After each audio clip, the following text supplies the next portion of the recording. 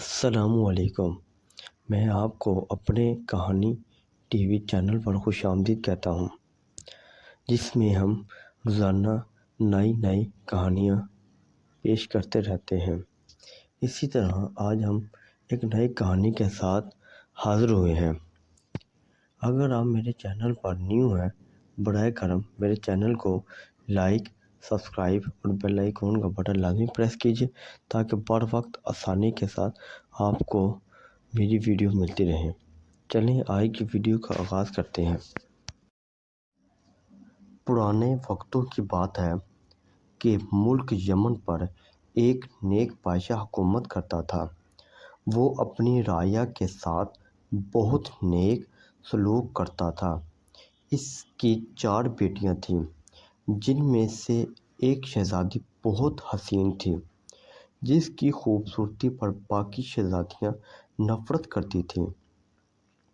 اس شہزادی کا نام شہزادی سوہانا تھا۔ ایک دفعہ ان کا باپ کسی کام کی غرض سے بیرون ملک گیا۔ اس نے اپنی ساری بیٹیوں سے ان کی خواہشات پوچھیں۔ ان 3 بہنوں نے قیمتی زیورات لانے کو کہا۔ جب بادشاہ نے چوتھی بیٹی سے پوچھا کہ اگر تمہیں کسی چیز کی ضرورت ہو تو مجھے بتا دو۔ شہزادی سوہانا نے کہا، مجھے ایک گلاب کا پھول چاہیے۔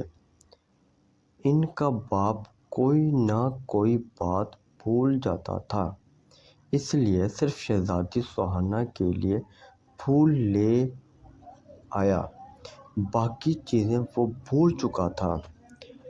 جب وہ گھر آیا تو شہزادیاں دروازے پر کھڑی اپنے باپ کا انتظار کر رہی تھیں۔ جب ان کا باپ آیا تو صرف ایک پھول کے علاوہ اس کے پاس کچھ چیز نہ تھی۔ شہزادیوں نے اپنے باپ کو برا بھلا کہا کہ باپ کی نافرمانی کی۔ شہزادی سوہانا کمرے میں جا کر رونے لگی۔ اس کا باپ کمرے میں آیا، اس کا پھول اسے دے دیا۔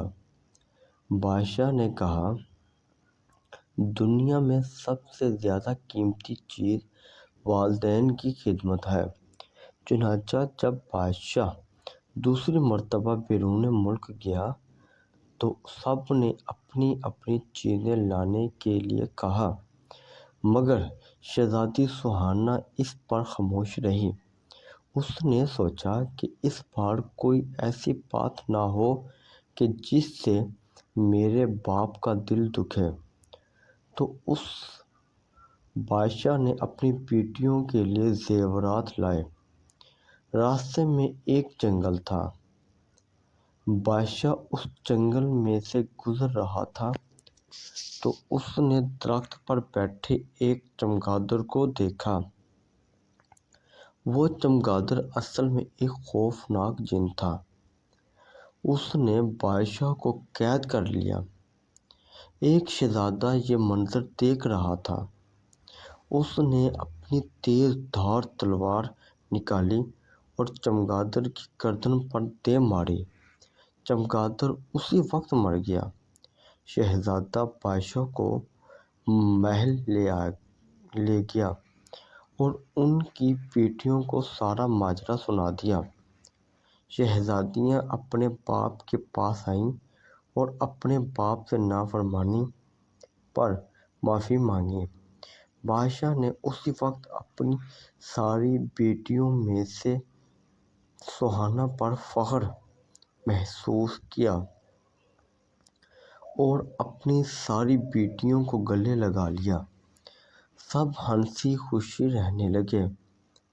دیکھو بچوں، مل جل کر رہنے سے برکت ہوتی ہے۔ ہمیں بھی چاہیے کہ شہزادی سوہانا کی طرح اپنے والدین کی خدمت کریں اور ایسی بات زبان پر نہ لائیں جس سے والدین کا دل دکھے۔ ختم شد۔